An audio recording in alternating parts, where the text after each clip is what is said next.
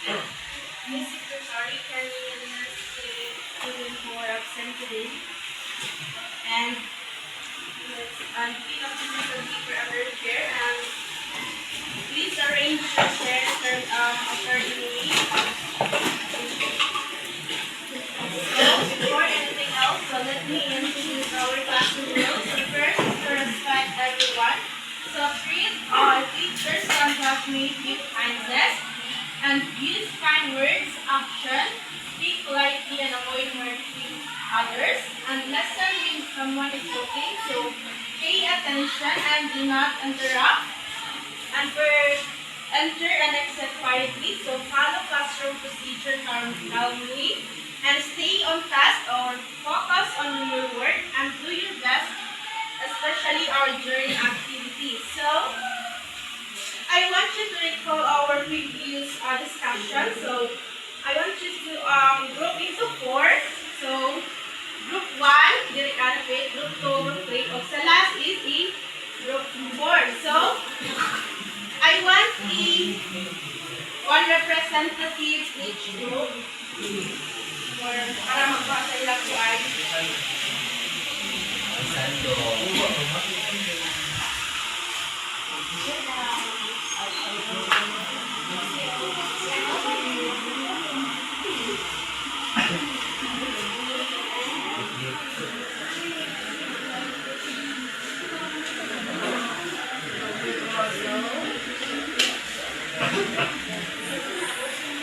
So this activity is given two sets of types of functional carbohydrates and nucleic acid. So all you need to do is to identify if that types and functions are related to or belong to carbohydrates or nucleic acid.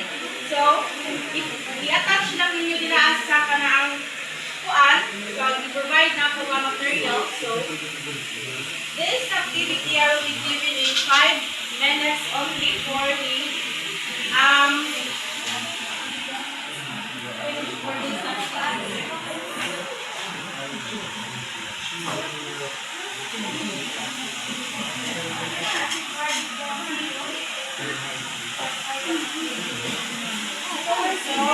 the timer starts now. For those that kanaang groups nga kumana, so please attach here in the blackboard for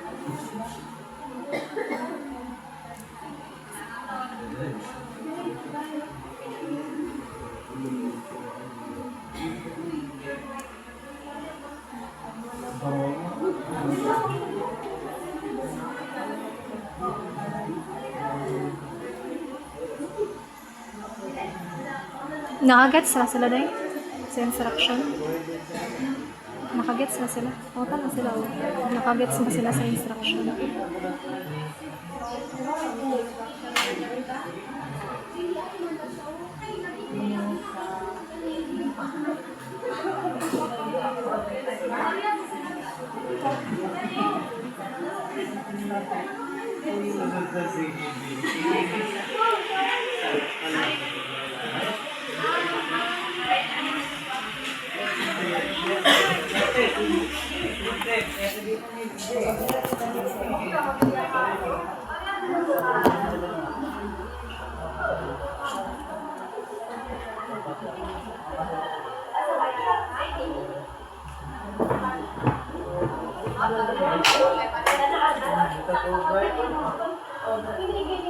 Ano yung mga nasa carbohydrates? Puno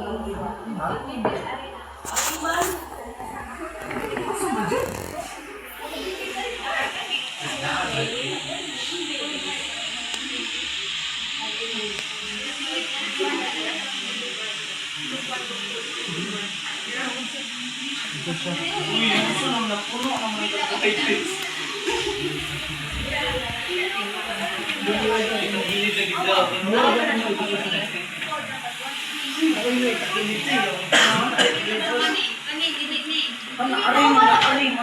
Ay, manakit. Ay, lagi na. Uy, sakso. Patulog mo sila. Oo, bato-bat na. Dili, uy, ari lagi na. Ari na. Kaya ako lagi na. Ibalik mo. Ari. Ako.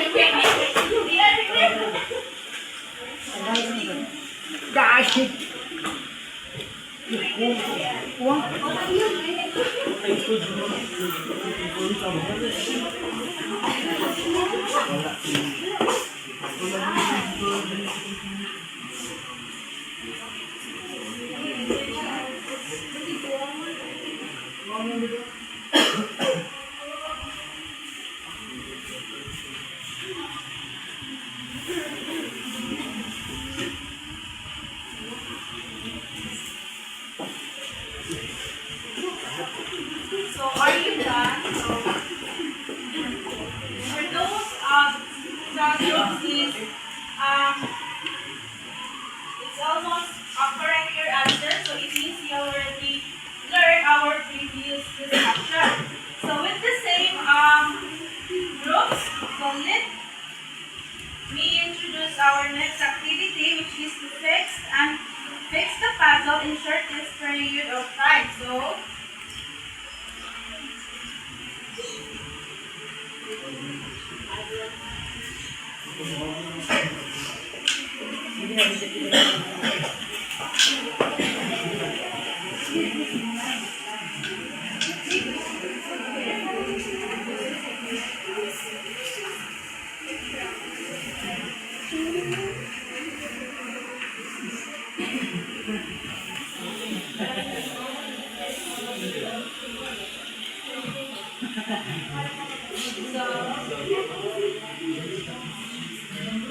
this activity, kung kinsa may una nila makakuman, so ikutan lang diri ang inyong answer.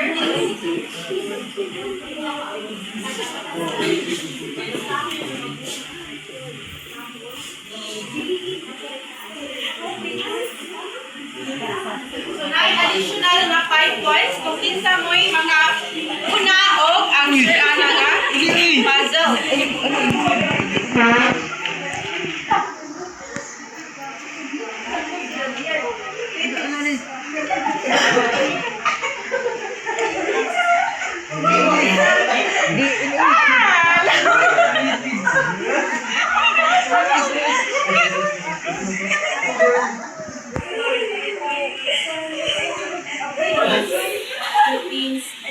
Dili ninyo kapilit. Dili ninyo kapilit. 5 minutes lang po.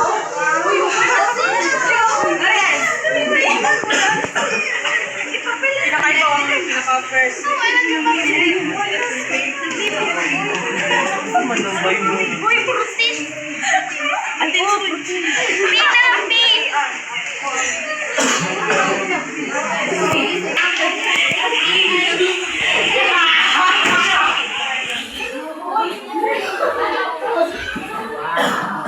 Ay, baliktad pa!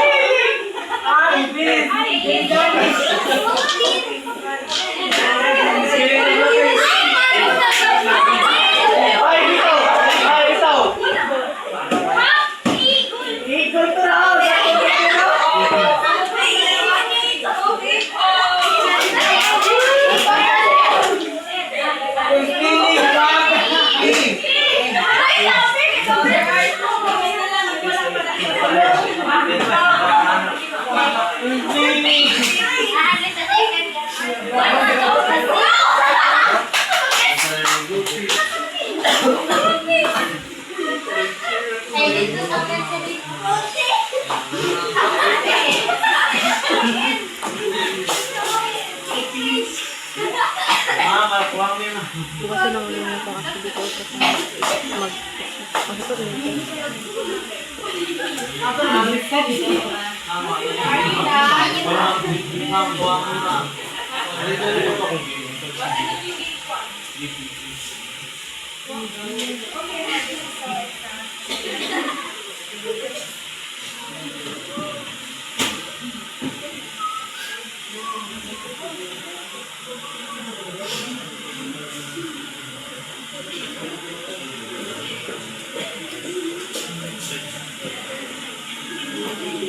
So, I will shoot it later kung sakto inyong answer pagkuhan sa atong new topic karon. So, for the next is activity again.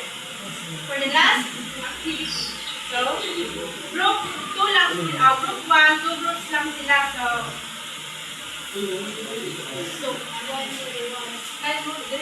ato. Ha?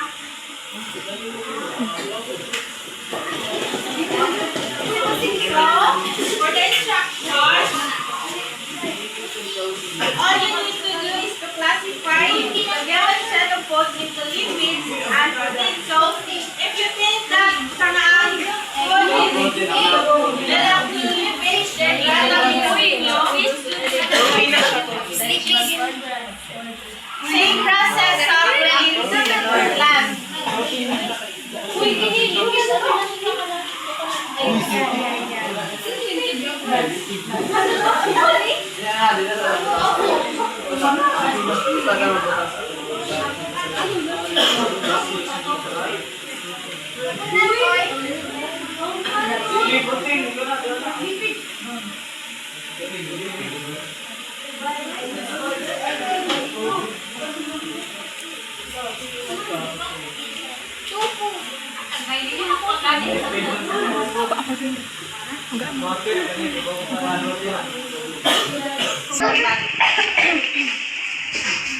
First, group, one mo na, una. Yay! Oh my God! Wala na. Dili lagi siya. Ano tayo isla?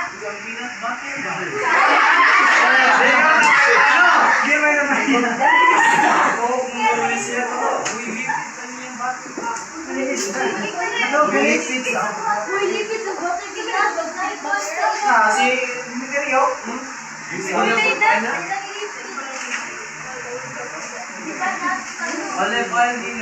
Lipids gani ang pinagbape.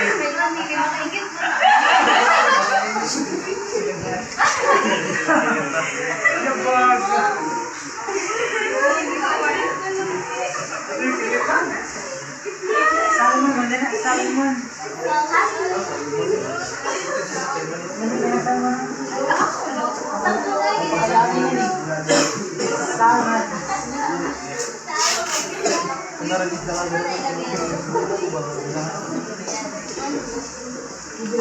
Yung sa 5 groups nga, wala pa natiwa.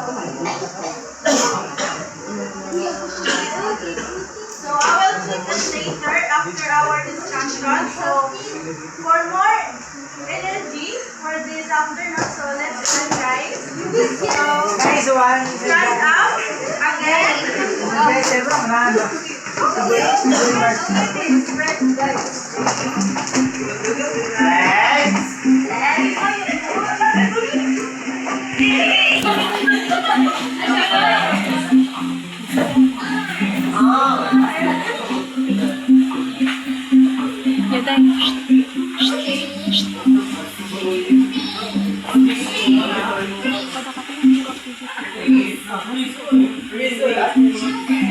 Shoulder.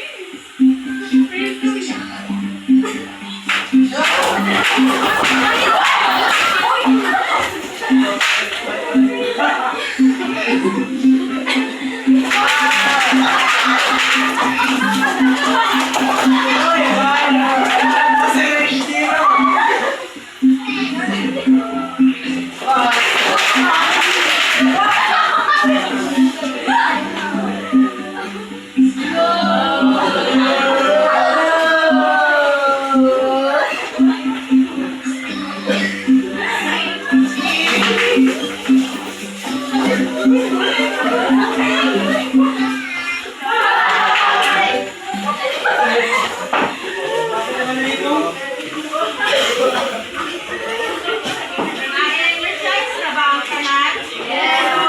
About sa atong mga activity, sa mga question regarding this activity. So, what do you think our new lesson today? So,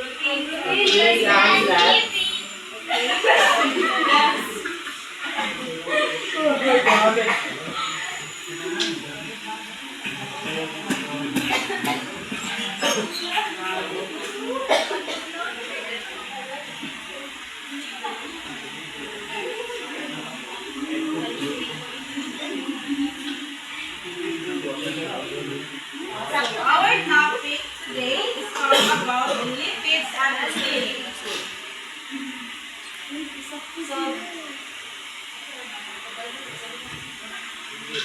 So, these are the important biomolecules that help our body grow, stay healthy, and work properly. So, what is lipids? So, lipids is our secondary source of energy, which means our body store and uses when needed.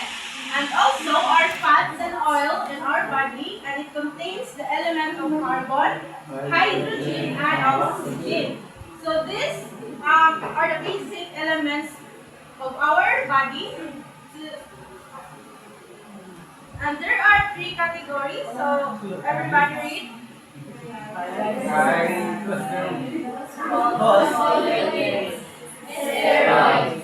So now let's talk first the triglyceride. So there are two types. So please everybody read.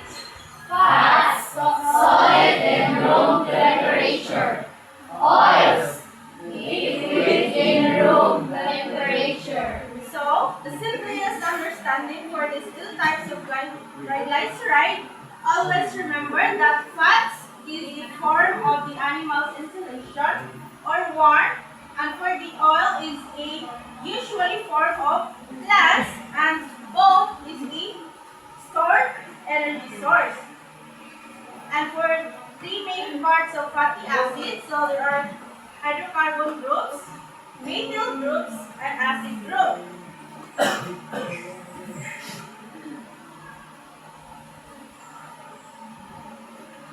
So let's talk first the hydrocarbon group. So please everybody read.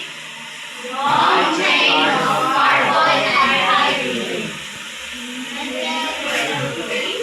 One end of the chain.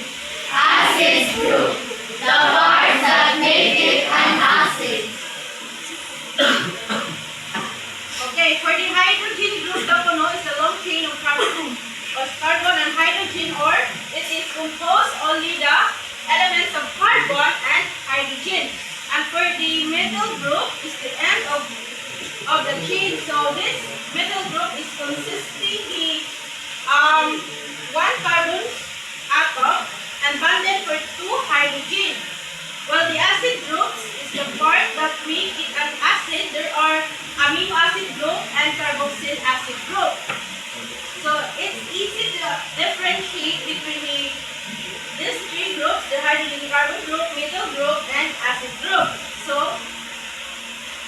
let's talk the two types of fatty acids. So everybody read. Saturated. Only single bonds. Unsaturated. Has two or more double bonds. So these two types of fatty acids, so the simplest understanding for the saturated and unsaturated, always remember that saturated is something is completely full and cannot observe rather. And for the unsaturated is something is not full and has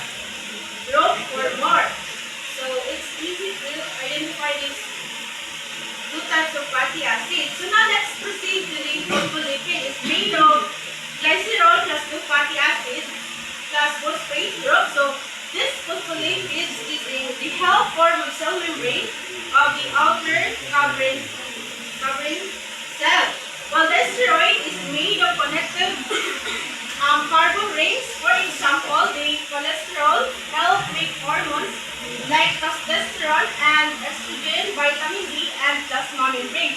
So for this, steroid is a man-made chemical or hormones that occur naturally our body parts. And for the simplest understanding for this steroid is just like a messenger that tells our body what to do.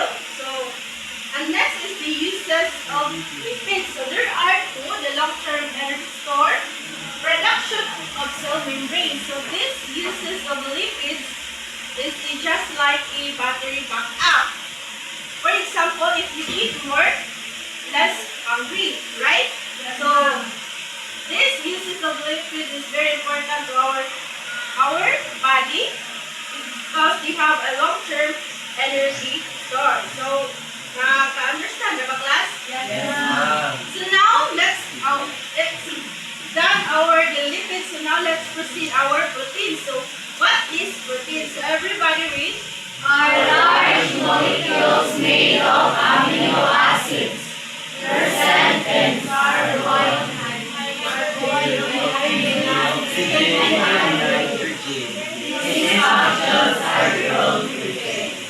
So proteins is they help our repair build of parts of our body, and it represents the element of carbon, hydrogen, and oxygen.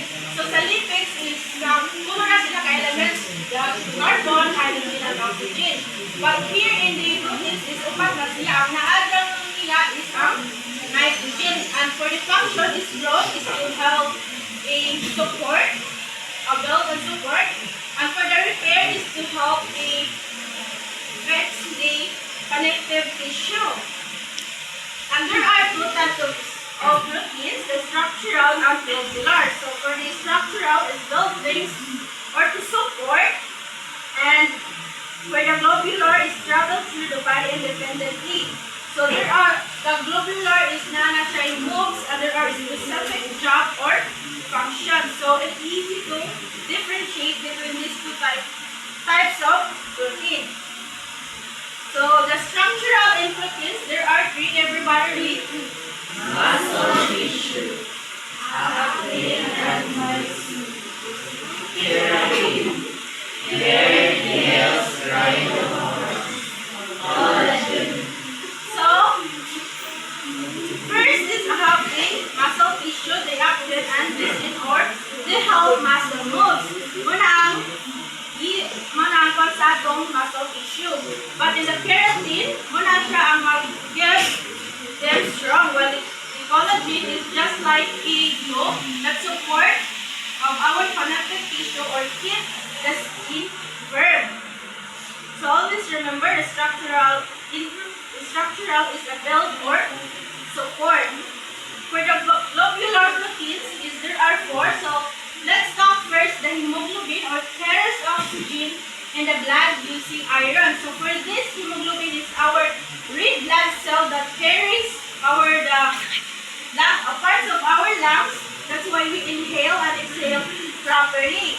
For the insulin naman is control sugar or also known glucose level in the blood, or muni ang mga sugar na mag-tell sa atong body part kung gusto sa ilang ipasod na makagive sa atong energy. So, saktan ba ang hemoglobin ng insulin? And for the antibody, it help fight infection.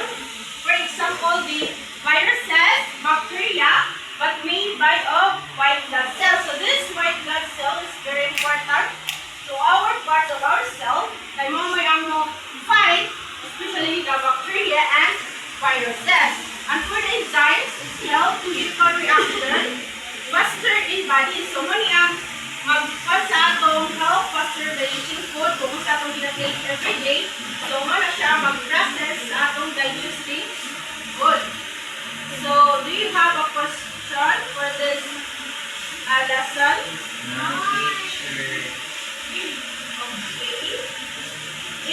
follow me on.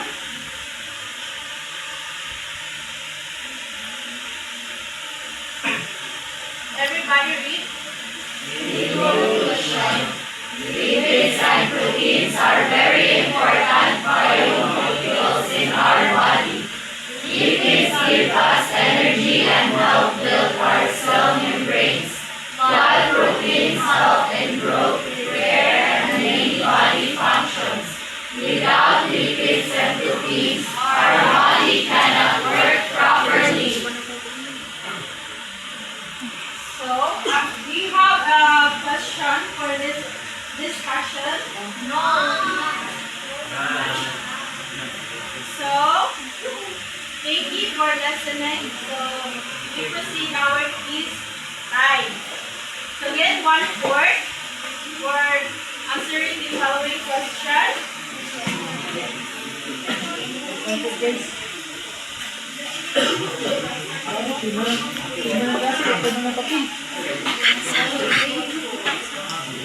So for the quiz, multiple choice, so choose the correct answer. Letter only lang, 25.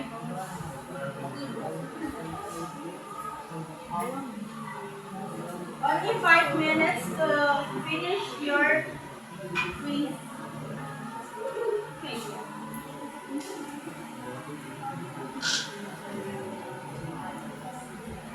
If you are done, pass the paper in front.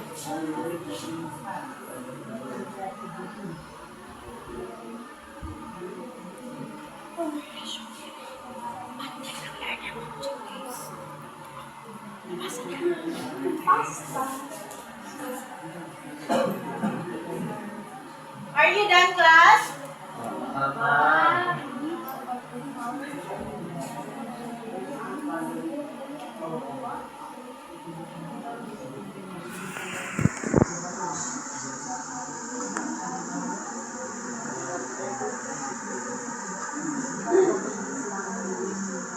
Taman din makita.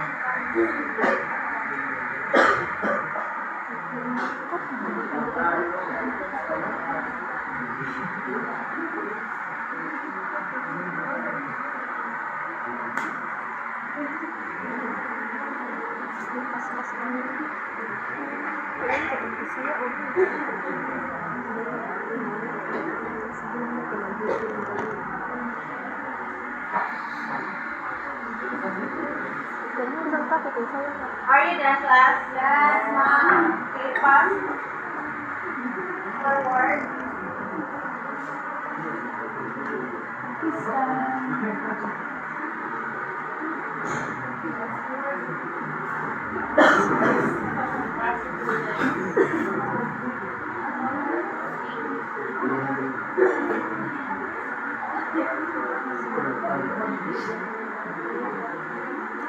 Are you done?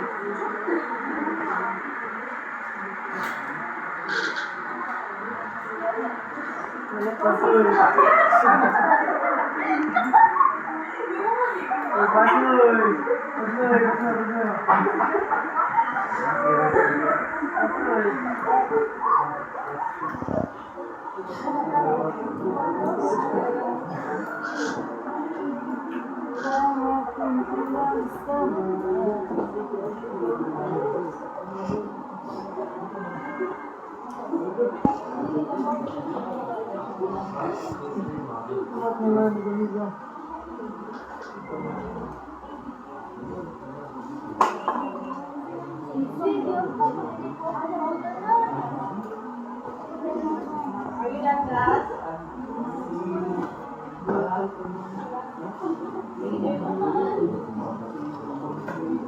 So before anything else, let's check your activities. So for activities, group. Check. Yay!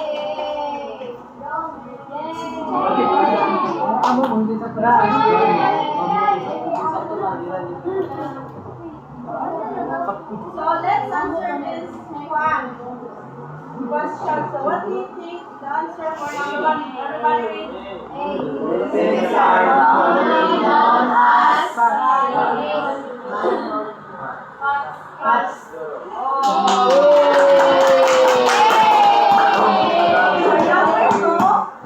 Each of the following roads are rich and vast. all of the above.